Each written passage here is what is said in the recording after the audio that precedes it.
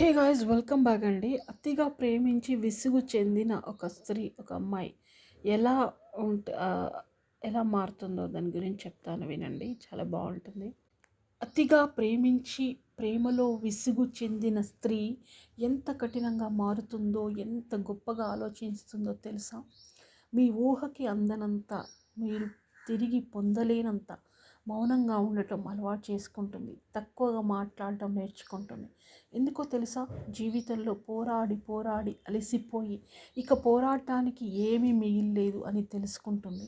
తన భావాలని నీకు వివరించి అలసిపోయి ఇక వివరించడానికి తన దగ్గర శక్తి లేదు అని అర్థమవుతుంది. తనపై స్త్రీ నిర్లక్ష్యానికి కుంగిపోయి నీలో మార్పులకు అనుగుణంగా తనను తాను మార్చుకుంటుంది. ఇక ఏ విషయాన్ని నీకు విన్నవించుకోవాలి అనుకోదు. ఎందుకంటే తనని తాను మానసికంగా దృఢంగా చేసుకునే పనిలో ఉంటుంది. అంతేకాకుండా తను నీ నుండి ఆశించిన ప్రేమని, కేర్ని మర్చిపోవడానికి ప్రయత్నిస్తుంది. ఇకపై తన జీవితాన్ని అందంగా మార్చుకోవడానికి ఎవరి సహాయం ఆశించకుండా బ్రతకడానికి అన్ని విధాలుగా ప్రయత్నిస్తుంది.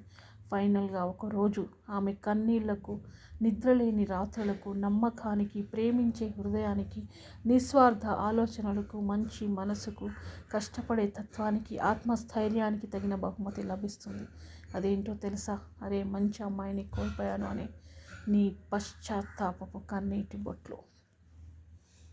ఇదే నిజమంటే కామెంట్లో కామెంట్ చేయండి. Thank you.